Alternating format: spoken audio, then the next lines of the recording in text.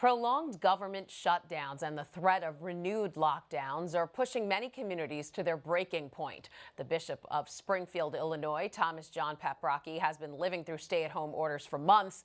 Now he's suggesting some should be avoided in the future. He's here with us now. And Bishop, you've been looking at lockdowns from a Catholic theological standpoint. You compare it to ordinary and extraordinary measures in end-of-life care. Can you elaborate? What does that mean? Yes, well, as I was reflecting on what we've been doing for the last 6.5, almost 7 months now, it just struck me that everything is very extraordinary. We tell people to stay at home, don't go to work, don't go to school, even don't go to Mass, don't receive Holy Communion, and that's extraordinary. And then it occurred to me that's a word that we use in Catholic medical ethics, the difference between ordinary and extraordinary means. Ordinary means are those that are not unduly burdensome or where the benefits are reasonable for us to take. And we use those standards. Many of us have used that if we've ever had to deal with a relative, a parent maybe, or grandparent who's dying in the hospital, and you don't have to hook them up to all kinds of tubes and machines to keep them going. You provide them ordinary care. And so it occurred to me that the same thing I think applies to our society, that shutting everything down is truly extraordinary, and we don't morally have to do it. We can do things voluntarily in terms of the steps that we want to take, but otherwise we should just take ordinary means. Ordinary means like, safe distancing and hand washing and cleaning surfaces and things like that. You wrote about all of this in the bioethics journal, Ethics and Medicine. You say in your essay that citizens should question government mandates that limit civil liberties, like attending church services.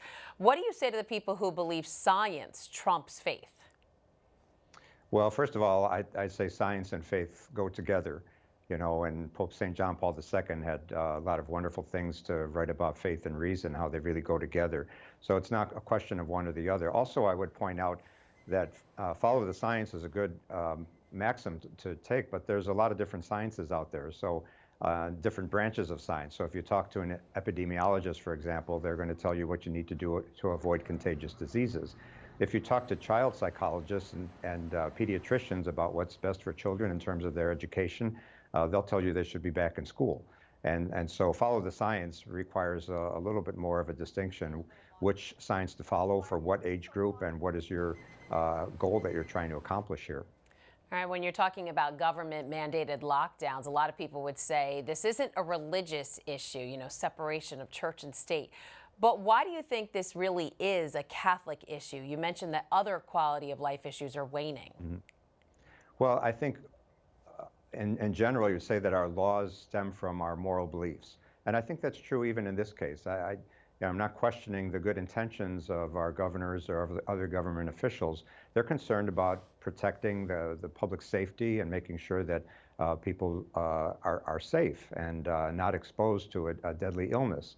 And so I think what they're saying is I have to do something to save life and preserve life. But I would say, we ask that question in many different avenues. For example, if you want to do everything possible to save every life, well, over 35,000 people die in auto accidents every year since 1951. If we want to prevent anyone from dying in an auto accident, we should shut down our highways. We should never get in our cars. We don't do that. That would be extraordinary. We have to get to work. We have to get to school. Life has to go on. So what do? We take ordinary means. We use seat belts and we use airbags and we follow the rules of the road. So I'm not saying we should just throw all caution to the wind. Yes, we have to take ordinary precautions, but I think shutdowns, as we've seen, are extraordinary. And before we consider doing that again, we should think very carefully about whether or not that's really required. All right, Bishop Thomas John Paprocki from the Diocese of Springfield, thanks for joining us. You're welcome. God bless.